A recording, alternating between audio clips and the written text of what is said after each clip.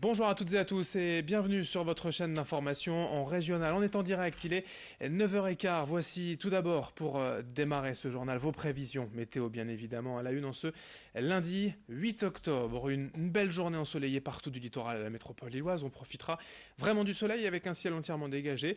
Aucun nuage à l'horizon en ce début de semaine. Les températures d'abord un peu fraîches. Ce matin au lever du jour atteindront 16 à 17 degrés cet après-midi.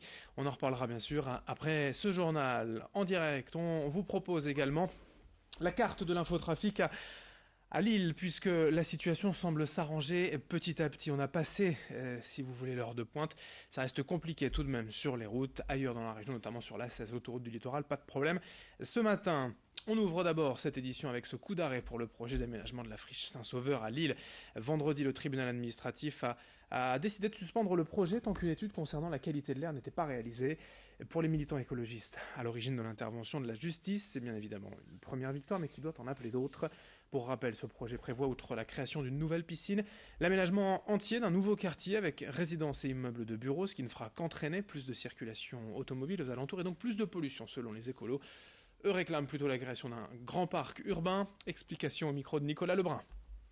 Longtemps, on a été montré du doigt comme une sorte de minorité radicale qui ne comprenait pas la politique d'urbanisation de la ville de Lille.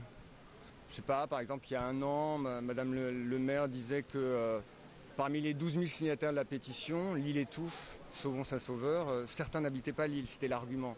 Il y a aussi l'élu à l'urbanisme qui, effectivement, constatant qu'il y avait eu quand même 600 contributions à l'enquête publique, parlait encore de minorité.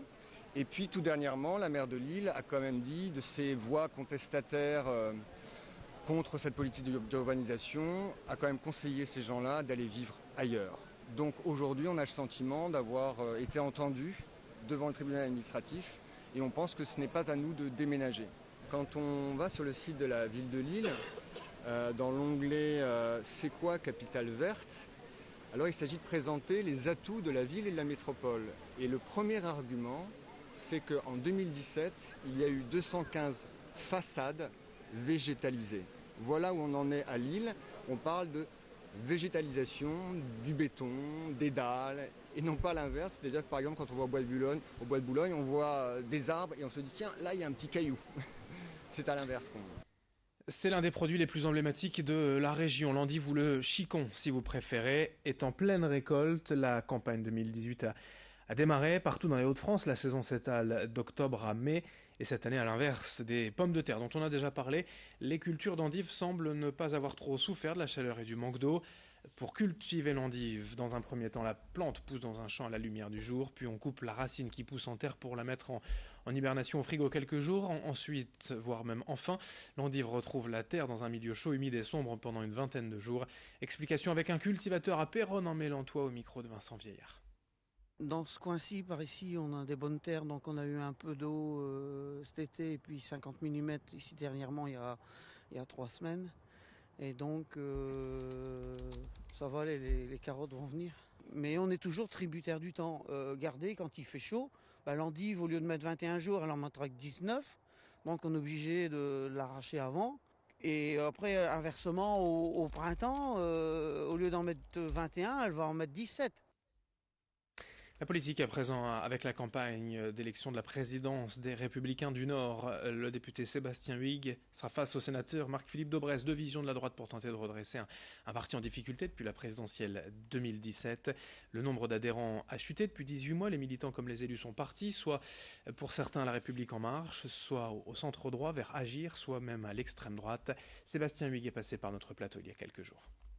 Après une élection présidentielle à laquelle nous n'avons pas été qualifiés pour le deuxième tour, une formation politique est en difficulté, et la Fédération du Nord particulièrement, j'allais dire, parce que ça fait des années qu'il ne se passe plus rien sur l'ensemble du territoire de notre fédération. Donc ce que je veux, c'est reconstruire, faire en sorte qu'on puisse avoir des activités sur l'ensemble du département, pas seulement sur la métropole lilloise comme ça a été le cas sur ces dernières années, mais également dans chacun de nos territoires, dans chacun de nos arrondissements, retrouver des militants, retrouver de l'activité et attirer de nouvelles personnes qui partagent nos idées, nos valeurs et qui souhaitent les porter au plus haut, notamment pour les échéances électorales qui arrivent, notamment les municipales. 9h20 en direct, on enchaîne avec le grand angle de la rédaction à la rencontre de la nouvelle super mamie du Nord. À 47 ans, originaire d'Ouascal, Sylvie Spillers vient d'être élue il y a quelques jours et elle représentera donc la région au concours national de super mamie en juin 2019. Son portrait signé Nicolas Lebrun. Comme tous les matins, Sylvie dépose sa dernière fille de 10 ans à l'école. Mais cette fois dans la peau de super mamie. Car il y a plus d'une semaine, elle était élue super mamie Nord 2018. Une surprise pour beaucoup, car à seulement 47 ans, elle est déjà grand-mère. Une fierté pour elle, mais également pour sa fille. Maman, ça l'impressionne parce que moi j'ai été tati à 1 an et demi. Ma maman, elle a été mamie à 39 ans. Oui, c'est impressionnant, c'est sûr. Au quotidien, c'est une super maman et une super mamie. Oui, j'ai pas mal de monde, surtout dans mon entourage, qui me disent alors super mamie, ça va, on est contente et tout. Je dis oui, fière quand même, c'est clair.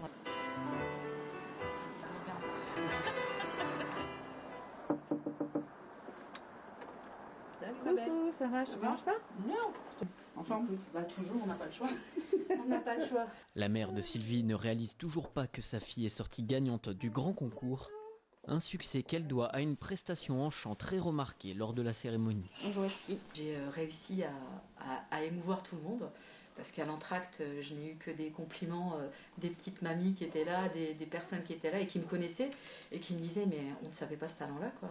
Fabienne Thibault qui était une de mes chanteuses aussi que j'adorais beaucoup parce que Starmania j'aimais beaucoup, qui a été d'une gentillesse, d'une simplicité, d'une chaleur mais superbe et qui m'a dit mais écoute tu chantes trop bien. Quand j'ai été élue, elle m'a dit si je reviens chanter par ici, je veux que tu viennes chanter avec moi sur scène. Si Sylvie est déjà grand-mère à 47 ans, sa maman, elle, est arrière-grand-mère depuis l'âge de 55 ans. Je suis le monument historique de leur école puisque c'est la 3e génération et j'ai admis les arrière-petits-fils qui étaient avec le maître d'école de ma petite fille, de sa mère. Pas triste, hein. Je vois beaucoup de grand-mères qui m'ont connue toute jeune, parce que j'étais la plus jeune, et quand ils savent que je vais être arrière-grand-mère une 5e fois, ça surprend toujours, mais bon. J'étais grand-mère à 38, arrière-grand-mère à 55. Ça a été, alors une petite anecdote, c'était une vie qui partait et une vie qui arrivait. Ouais. Parce que mon mari est décédé en février 2008 et ma petite fille est née en septembre 2008. Et encore pendant très longtemps. J'aurais dit accrochez-vous, je vais faire centenaire. C'est bien, c'est bien. Je partirai peut-être avant toi. Et là, vous serez peut-être arrière-grand-mère. Je risque fortement d'être arrière-grand-mère, ça c'est sûr. Et si Dieu me prête vive, 5 fois. À moi toute ça, j'aurais fait toute une génération, quoi.